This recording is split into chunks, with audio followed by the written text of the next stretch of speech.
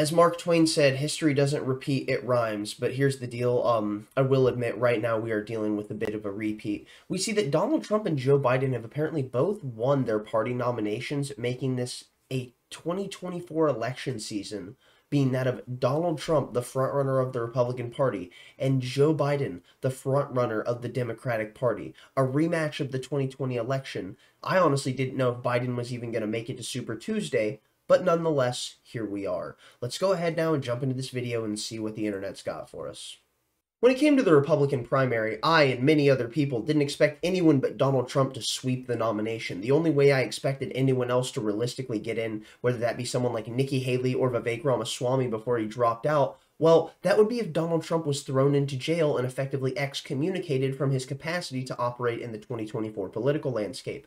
And another thing that we can see is, as we go over here, President Joe Biden has won enough delegates to clinch the 2024 Democratic nomination. So once again, we are jumping into a race between Donald Trump and Joe Biden, a battle of the geriatric old men, and this is truly not something I'm personally looking forward to, but nonetheless, we deal with reality as it presents itself.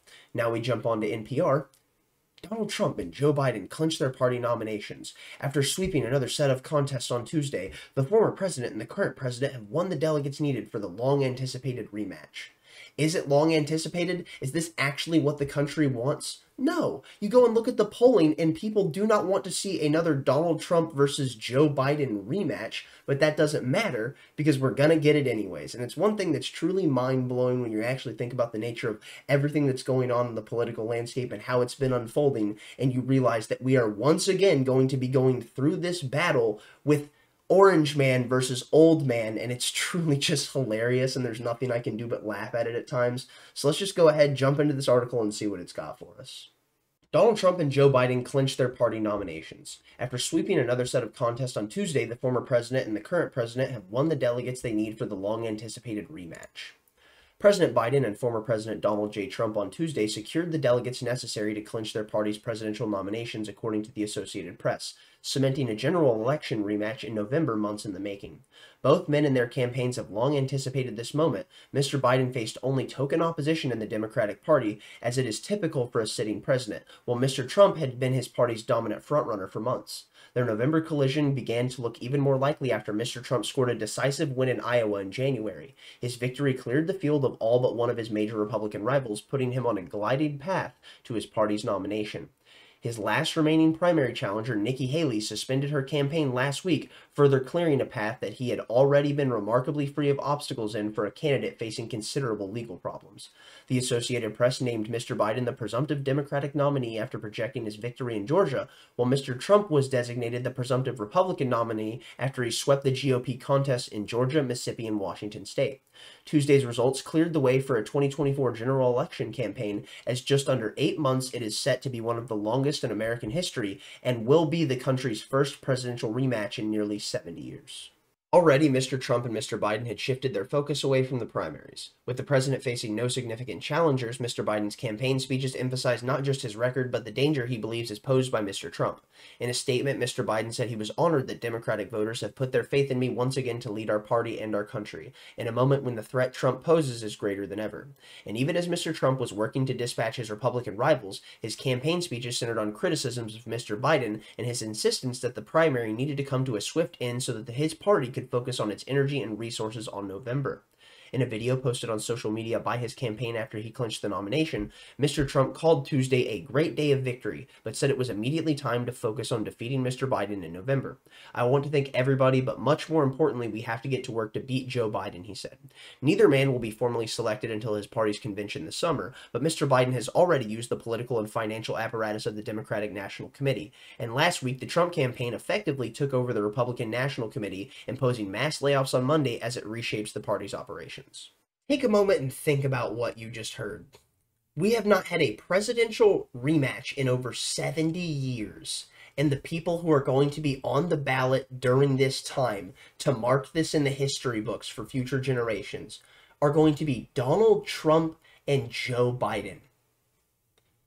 The reality TV star who was popular for telling people you're fired, who when getting into power hired and fired all of the wrong people, versus the old establishment hack, the mouthpiece for the regime, the puppet on marionette strings, and effectively a corpse on one as well. Joe Biden. It's truly wild, but nonetheless, we live in such a clown world that you should have expected nothing more than this. If you were to tell someone 15 years ago, this is what will happen in the 2024 election, and then you were to present them snapshots and snippets and video context of what's happening in the world today, in the country, and how it's evolved, they would have told you that you had stepped into an alternate timeline or that you were lying to them. But as I've stated, we live in a clown world, and there is no better example of this than the fact of Karine Jean-Pierre, KGP, and that of the White House press secretary, doing nothing more than gaslighting the American people about how good they're doing in the economy, talking about the fact that prices fell for groceries, prices have fallen for gas. Is that so?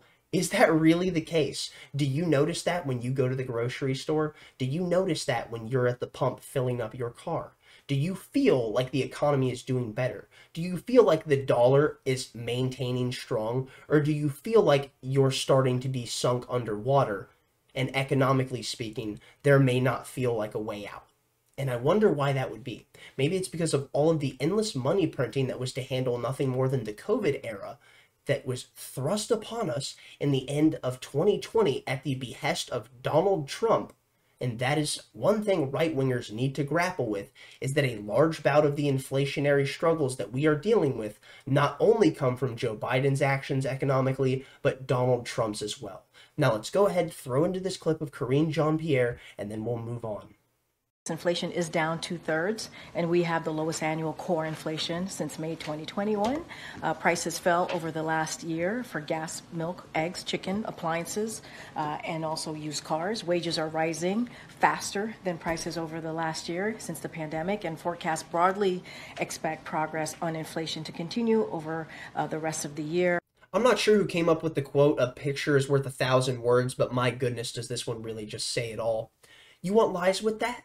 Much like McDonald's, the government will gladly sit there and sell you poison with a smile on its face, telling you to do nothing but consume the narrative that they're giving you, built off of lies and half-truths, giving you a side of gaslighting to wash it all down.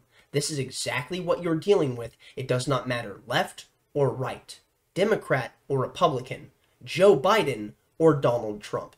They are all part of the same machine, and while Donald Trump may very well be outside of it, the fact of his ego and him wanting to be someone who is loved by many was one of the greatest things that capsized his capacity to actually stand up to the regime itself, and I do not expect anything different in his next term in office if he is to get one.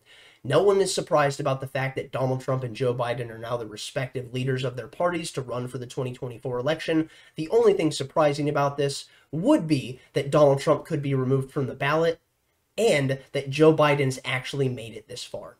I'm going to go ahead and leave it there. Thank you for watching. If you got this far, thumbs up if you liked it, thumbs down if you didn't. Tell me where I'm wrong in the comment section down below. Stay lovely, stay great. Tell someone you love them. Peace out.